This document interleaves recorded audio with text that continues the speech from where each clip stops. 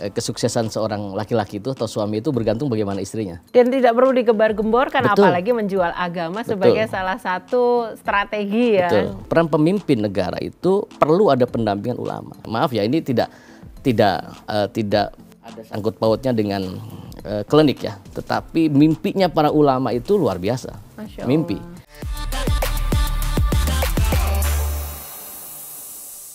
Assalamualaikum warahmatullahi wabarakatuh. Bersama kita lagi di Jurnal. Nah, hari ini saya sendirian nih, bersama saya Zeni Rohayati karena rekan saya Piet sedang berhalangan. Nah, tapi ini karena kita sudah mendatangkan narasumber yang boleh dibilang sibuk banget akhir-akhir ini, karena beliau diminta di beberapa tempat untuk memberikan pandangan-pandangannya mengenai bagaimana sih sekarang ini kepedulian para ulama ya dan para pemuka agama dalam menentukan calon pasangan presiden. Nah, ini tentu menarik. Kenapa? Karena masyarakat Indonesia sekarang ini kita tahu bahwa jumlahnya udah 280 juta penduduk, di mana 85%-nya Muslim. Artinya apa? Ranah-ranah inilah yang sebenarnya bisa diambil untuk bisa memenangkan calon pasangan presiden kita, dan salah satunya adalah Pak Ganjar dan Pak Mahfud. Nah, kita sudah kedatangan tamu. Biasanya saya manggilnya Gus, jadi kayaknya saya tetap manggilnya Gus, walaupun yang lain bisa manggil Kiai atau Ustadz. Begitu ya Gus ya, selamat datang di Main TV dan di acara Jurnal Gus, jadi pakai J gitu. Pakai J, jurnal. Iya, Assalamualaikum. Waalaikumsalam warahmatullahi wabarakatuh. Gus, gimana kabarnya? Alhamdulillah, baik. Sehat. Boleh cerita nih, sekarang ini aktivitasnya apa, terus kemudian juga akhir-akhir ini sibuk banget deh, kalau nggak salah aku telepon aja kayaknya agak sulit diangkat nih. Gimana nih? Ya, kegiatan pusat saya adalah di pesantren. Karena kami membidangi pondok pesantren di Kembangan, Jakarta Barat, yang namanya Al-Wasilah itu. Al-Wasilah ya. Dan belum lama juga Ibu Ning Atikah sudah hadir di pesantren dalam rangka ulang tahun Majelis Taklim Al-Wasilah yang pertama. Dan baru disambut, pertama ya? Baru pertama. Baru pertama terus langsung ibu calon negara gitu ya? Ibu calon presiden datang hadir di pesantren, dan itu merupakan sebuah kebanggaan untuk kita, dan disambut oleh sekitar 6.000 jamaah. 6.000 jamaah Majelis Taklim. Luar biasa. Dan di sanalah para jamaah mengetahui bahwa betapa cerdas dan bermasyarakat seorang Ibu Atikah, supel dan tidak ada tidak ada sekat dengan masyarakat. Itu bisa dilihat. Dan yang kedua, kegiatan saya adalah saya aktif di jaringan Ganjar Nusantara. Saya sebagai Jaga NU ya. Iya, betul sekali. Sebagai di koordinator zona di wilayah Jakarta Barat, dan saya sebagai Dewan Pembina. Dan banyak kegiatan-kegiatan lainnya seperti siaran di stasiun televisi nasional lainnya. Wah, keren banget. Nah, saya itu sepakat ya mengenai ibu negara lah ya. Emang kemarin saya juga bertemu beliau ya di acara Hari Anti Korupsi.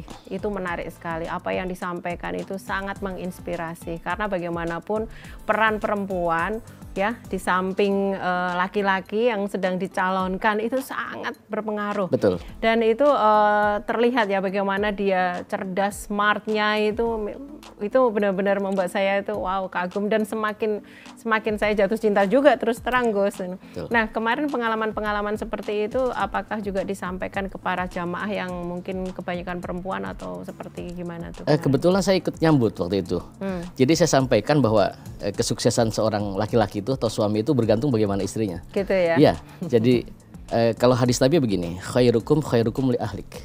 Sebaik-baiknya kalian adalah orang yang baik terhadap keluarganya. Gitu. Dan wa ana khairu li ahli, dan aku adalah orang yang terbaik bagi keluargaku. Jadi figur seorang pemimpin itu dilihat dari karakteristik keluarganya. Dia mampu tidak membina keluarganya. Bukan hanya dari dirinya sendiri, tetapi lingkup terdekatnya. Betul, dari lingkup terdekatnya satu. Yang kedua, kita menyimak sejarah Rasulullah Muhammad SAW sebagai ulama ya. Rasulullah Muhammad SAW itu ketika beliau berdakwah, berjuang, yang membackingi, yang mendukung itu pun istrinya. Seorang wanita yang namanya Khadijah yang rela menghabiskan hartanya. Jadi mencari figur pemimpin yang insya Allah menjadi maslahat untuk bangsa dan negara itu bisa dilihat dari karakter istrinya, karakter keluarganya, dan itu yang menjadi pedoman kalau para alim ulama mencari pemimpin waja'alna lil muttaqina imama. Itulah seorang pemimpin yang dikatakan takwa di dalam Al-Quran.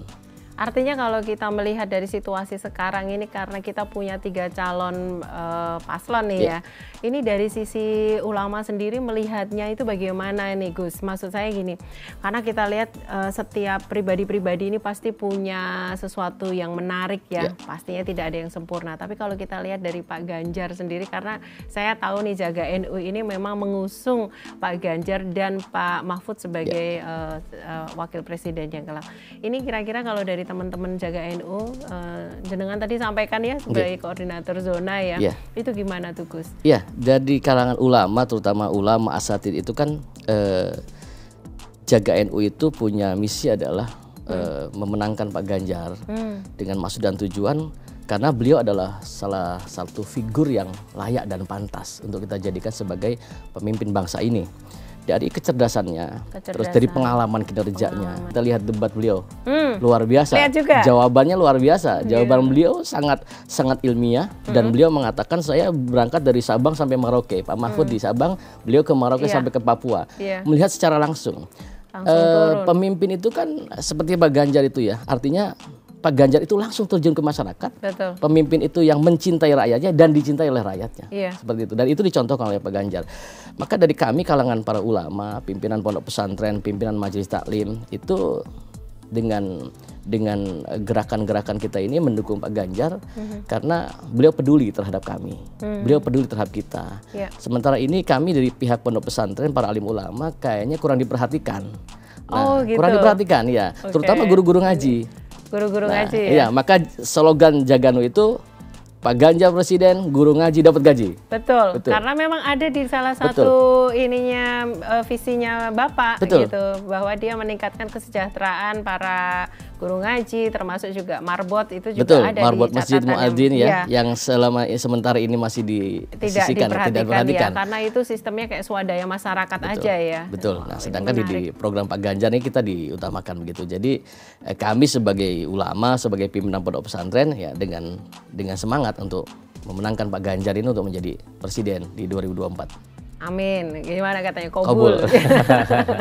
Kalau di ranahnya ulama sendiri kan kita tahu bahwa itu juga terpecah juga ya. Ada yang ke suara sana sini, artinya kan itu hal yang sangat normal ya. Nah, apa sih yang dilakukan seperti jenengan Gus untuk bisa istilahnya menginfluence ya, mempengaruhi teman-teman yang lain untuk ke Pak Ganjar, itu apa sih yang sudah dilakukan? Misalkan apakah sering ada pengajian di mana di situ nanti juga disampaikan bagaimana calon pemimpin Indonesia yang didambakan umatnya itu seperti apa? Karena saya keliling ya, saya ini kan laki-laki panggilan. Laki-laki panggilan. Siapa yang panggil saya mau datang. Nah, ketika di dalam ranah pengajian saya sampaikan bahwa kuatnya sebuah negara itu bergantung dari 4 hal. Yang pertama adalah bil ilmil ulama, dengan ilmunya para ulama. Yang kedua bi'adil umaro, dari ilmu bi'adil umaro. Yang pertama, jadi ulama ini harus punya peran ulama ini mendampingi pemimpin. Nah, dan Pak Ganjar ini adalah sosok pemimpin yang sangat dekat dengan ulama, dan beliau mantu kiai. Mantu kiai, bahkan dari istrinya itu Neng Atiko itu kan putranya kiai. Dan jika bicara NU ya sudah bukan hal yang asing bagi beliau dan keluarganya. Beliau adalah orang yang mau menerima nasihat para ulama. Lalu yang keempat adalah bijul agnia, dengan dermaknya orang-orang yang kaya. Yang terakhir yang paling kuat nih, bidoa il fuqara. Dengan doanya orang-orang fakir yang didatangi oleh Pak Ganjar, yang mereka berharap banyak kepada Pak Ganjar apabila nanti menjadi presiden 2024 ini, insya Allah mereka akan teratasi gitu loh dari keterpurukan ekonomi, dari kesenjangan hukum dan lain sebagainya. Apalagi Pak Mahfud bicara soal hukum, beliau pakar hukum kan. Maka Pak Ganjar tadi malam bicara di dalam debat itu, kami menggandeng mitra kami Pak Mahfud MD yang yang memang ya pakar di dalam ekspertisnya di sana ya. Betul, di dalam hukum. Saya setuju sekali Gus, karena kalau kita bicara di ranah pemerintahan ya, mau secerdas apa, mau dia mempunyai pikiran yang luar biasa, pada akhirnya sebenarnya peran ulama ini bisa dibilang sebagai pendampingan spiritual ya. Jadi bisa mengingatkan gitu loh, kalau misalkan dia zalim gitu ya, maksudnya kalau orang Jawa bilang ngono ya ngono tapi jongono gitu loh, maksudnya ada yang ngerem gitu untuk hal-hal yang sifatnya sudah tidak lagi ke arah muamalah atau umat. Karena yang namanya jabatan, Gus, kita juga setuju ya, itu tuh sebenarnya kan amanahnya rakyat kan. Betul. Tapi sayangnya mungkin kita juga dengar di media ataupun di mana ya sekarang media sudah bisa dilihat sambil ngapain aja ya. Sangat cepat berita-berita mengenai korupsi, lalu HAM, terus kemudian apalagi banyak sekali ya, bahkan dengan adanya pelanggaran konstitusi. Nah, ini gimana, ulama tuh sempat ngobrol-ngobrol kayak gitu nggak nih? Iya, itu kewajiban ulama harusnya, bukan hanya sekedar ngobrol. Kewajiban ulama untuk mengingatkan hal itu. Peran ulama, karena gini, peran pemimpin negara itu perlu ada pendampingan ulama. Sekali lagi, apabila ulama tidak ikut berperan di dalam hal ini, nah, maka rugi. Negara yang akan rugi, karena kita mayoritas di Indonesia ini kan mayoritas Muslim. Betul. Nah, punya peran serta ulama itu yang menjadi mayoritas Muslim itu harus punya peran aktif di dalam Pilpres 2024 ini. Dan Pak Ganjar inilah yang sekali lagi saya katakan yang bisa menerima masukan-masukan dari para ulama, lalu figur pemimpin yang patut dicontoh itu terlihat bagaimana cara dia sholat, bagaimana cara dia bicara dengan senyumannya, membina keluarganya. Ya, kami tidak menjelekkan calon lain, tetapi dilihat saja dari perspektif cara dia beribadah. Itu yang dimaksud di dalam Al-Quran, waja'alna lil muttaqina imama. Ya, paling tidak ketakwaannya terlihat. Dan tidak perlu digembar-gemborkan, apalagi menjual agama sebagai salah satu strategi ya. Karena itu menurut saya juga rada bias ya, karena agama itu adalah ya udah itu urusan kita sama yang di atas kan, hablum minallah. Tapi bagaimanapun orang yang tadi ketakwaannya terlihat itu pun juga tercermin dari bagaimana dia bersikap ya. Keren banget sih memang. Kalau saya pribadi juga memang karena saya udah sangat menyukai ya, boleh dibilang secara human itu saya menyukai sama Bu Atikoh ini sendiri, dan kemudian saya ngelihat keluarganya. Artinya beliau memang calon yang menurut kita sebagai mata manusia itu ideal sekali untuk memimpin negara ini. Pasti menjadi perjuangan panjang juga sih Gus, ya kan? Karena kan udah pastilah banyak yang Yang kedua, ada tambahan sedikit, sebelum Pak Mahfud dijadikan sebagai cawapres, ibu istri dari Pak Mahfud itu sudah datang ke Al-Wasilah. Sudah pernah datang ke Al-Wasilah. Al-Wasilah itu ada berapa ininya sih? Ada berapa santrinya? Santri ada 350. Baik. Putra putri semua mungkin di sana. Kebetulan istri saya itu saudara dengan istrinya Pak Mahfud. Oh gitu. Begitu, sama-sama dari Jember. Jember. Dari sama Jember. Jadi main. Jadi mungkin qadarullah ya. Ini Allah sudah memberikan signal. Ya. Kalau signal itu kan bisa dari sisi apa saja. Kedekatan kita dengan Ibu Mahfud, dengan Pak Mahfud, ditambah lagi ketika kita masuk di dalam jaringan Ganjar Nusantara, kedekatan kita dengan Bu Atikoh, lalu beberapa signal-signal. Maaf ya, ini tidak ada sangkut pautnya dengan klinik ya, tetapi mimpinya para ulama itu luar biasa. Mimpi. Mimpinya apa nih? Mimpinya itu menunjukkan sinyal-sinyal bagus. Karena kata Nabi begini, la tabqa minan nubuwah ay arru'yatus shadiqah, kata Nabi, bahwa tidak ada yang tersisa daripada ilmu-ilmunya para nabi kecuali mimpi-mimpi yang baik, mimpi-mimpi yang benar. Jadi sudah ada beberapa ulama yang sajak bicara, dan ada yang beliau yang dimimpikan bahwa insya Allah Pak Ganjar yang akan menjadi pemimpin di negeri ini tahun 2024. Gimana, kabul, amin. Ya, kabul. Dan itu mimpi itu signal baik untuk kita bahwa setiap pemimpin itu sudah ada catatannya. Maka dibilang kalau pengen dapat ganjaran kamu sudah tercatat di Lauhul Mahfud. Kan begitu ya. Ganjaran. Pilih Pak Ganjar, dapat Pak Mahfud. Mahfud. Ganjaran kita sudah tercatat di dalam Lauhul Mahfud. Iya, sempat beberapa Maka di dalam ceramah-ceramah saya tidak bicara pahala. Saya selalu bicara ganjaran. Ganjaran. Karena Ganjar. Iya. Dan beberapa tempat saya sempat dikecam ya. Artinya maaf, Kiai, apakah pakai orangnya Pak Ganjar? Kalau seorang Pak Ganjar, apa saya salah? Oh iya ya? Iya dong. Oh banyak ini juga ya? Banyak. Oh, jadi itu bukan hanya sekedar rumor ya? Bukan. Oh oke, menarik. Apakah pakai orangnya Pak Ganjar? Kalau saya orang Pak Ganjar apa saya salah? Loh, ada beberapa ustadz dan kiai yang lain yang mereka jelas-jelas berkampanye dari paslon lain, kubu lain, nggak jadi masalah. Kenapa sih dipermasalahkan? Betul. Emang ada thread khusus yang ininya harus ke sana ya kan? Dan supir saya sempat takut. Yai, nanti gimana kita nih dihadang jalannya? Takut amat. Kita punya Allah. Takut amat. Yang penting kita berharap ganjaran. Tapi belum ada hal-hal yang istilahnya sifatnya intimidasi gitu ya? Intimidasi sudah ada beberapa intimidasi kecil. Tapi itu di beberapa daerah. Tapi ya saya anggaplah itu mah biasa lah. Namanya berjuang pasti ada musuhnya. Wow. Gitu. Yang penting kita istiqomah aja. Jadi saksi hidup dong sekarang bagaimana rasanya diintimidasi juga dong. Betul. Tapi kalau sudah menentukan dengan hati ya, makanya semuanya pakai hati. Ini Betul. begini nih Gus sekarang karena 3 itu ada di hati ya. Dan kalau mendengarkan dari hal-hal yang sifatnya kalau kaum ulama itu harusnya di paslon yang ini. Nah terus kemudian kalau paslon yang ini ada beberapa yang saya juga temuin kayak kiai-kiai yang udah senior itu karena waktu beberapa tahun yang lalu 5 tahun yang lalu mendukung salah satu calon dan kemudian jadi presiden juga ya, itu juga dikatakan bahwa ini nih udah murtad dari lingkungan kiai gitu. Apakah masih ada sekarang juga seperti itu? Jadi istilahnya terkotak-kotakkan gitu ya? Masih terkotak-kotak. Tapi saya bilang ini negara demokrasi, bebas-bebas saja kita memilih siapa. Betul kan sekali. Begitu. Jadi kalau saya tidak pernah sentimen kepada Anda memilih paslon lain, Anda juga jangan sentimen kepada saya. Harusnya bisa saling menghormati dan menghargai itu pilihan. Dan kita sebenarnya yang saya lihat di Jaga NU sendiri sangat fokus dengan kinerjanya Pak Ganjar ya. Bahkan beberapa hal yang disampaikan itu adalah menjadi fondasi bagaimana para ulama yang bergerak sebagai muharik ini menginfluence kepada orang-orang di luaran sana. Dan saya tahunya juga karena saya part of Jaga NU juga ya, database segala macam itu juga tersusun rapi sekali. Betul. Tapi ini masih menjadi sesuatu yang tidak mudah tentunya, dan kita perlu untuk bergandengan tangan juga ya untuk supaya bisa tujuan kita ini tercapai, ya ini Pak Ganjar sebagai presiden dan Pak Mahfud otomatis jadi wakil presiden. Insyaallah ya, Gus, ya.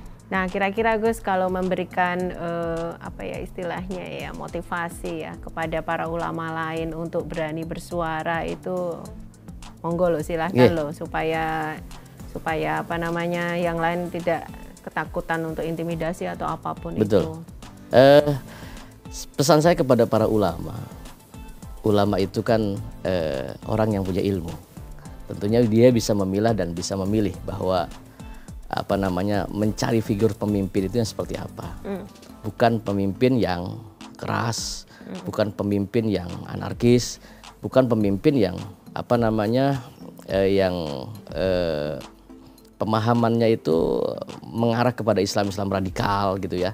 Jadi pemimpin itu yang wasatiyah. Karena Islam itu diturunkan memang sebagai rahmatan lil alamin ya. Jadi pemimpin itu yang betul-betul wasatiyah, yang pertengahan, yang mereka sangat dekat dengan rakyat kecil. Lalu yang kedua mencintai rakyatnya dan dicintai oleh masyarakatnya.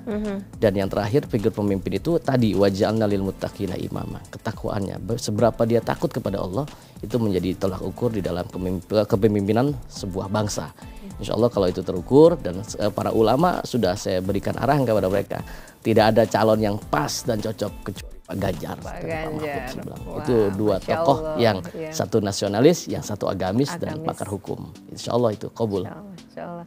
Harapannya apa Gus kalau misalkan Pak Ganjar nanti menjadi presiden terhadap kaum ulama dan pemuka agama ini, apa nih Ustadz, Kiai dan yang lain lah ibaratnya. Ustadz Kiai itu kan sebetulnya mereka adalah manusia, disebut manusia langka ya. Manusia langka itu mereka yang mau bergerak menyampaikan ilmu kepada masyarakat, mengajarkan kepada masyarakat tanpa pamrih. Nah, dengan tanpa pamrihan, dengan kalimat keikhlasan beliau-beliau itu sehingga pemerintah tidak memperhatikan mereka. Nah, maka insya Allah dengan Pak Ganjar menjadi presiden 2024 ini insya Allah guru ngaji dapat gaji, kan begitu. Jika guru yang lain ya, maaf bukan guru ngaji saja mereka bisa dapat gaji intensif dan lain sebagainya, apalagi guru ngaji yang peranannya begitu penting di dalam membina pondasi pendidikan kepada anak-anak gitu. Masya Allah, gitu ya Gus ya. Ya, tentu kita tahu di era sekarang, era digital di mana-mana dengan modernisasi, kemudian juga keterbukaan bagaimana melihat dan budaya dari luar masuk segala macam. Kita tidak boleh hilang dari sisi yang lain, yakni bahwa bangsa ini adalah bangsa yang mempunyai adab dan etika. Bangsa ini juga punya sesuatu yang disebut akhlak, dan ini kebanyakan memang ditularkan kemudian diajarkan oleh para ulama itu sendiri. Ulama dan kepedulian calon pemimpin bangsa adalah sesuatu yang harus diperhatikan dan harus digarisbawahi karena perannya luar biasa sekali. Mudah-mudahan presiden yang akan datang adalah presiden Ganjar ya, ganjaran ya. Dan Pak Mahfud yang sebagai wakil presiden mampu untuk memberikan perhatian yang lebih spesifik lagi kepada ulama, karena ini juga menjadi bagian untuk memperkuat negara ini. Dari saya, terima kasih banyak di Jurnal. Nanti kita akan ketemu lagi untuk topik-topik yang realistis tentunya, yang sesuai dengan kehidupan yang sehari-hari dan pastinya mengarah kemana. Bagaimana caranya Pak Ganjar bisa menjadi presiden, ini adalah kontribusi kita. Dan saksikan di Jurnal. Assalamualaikum.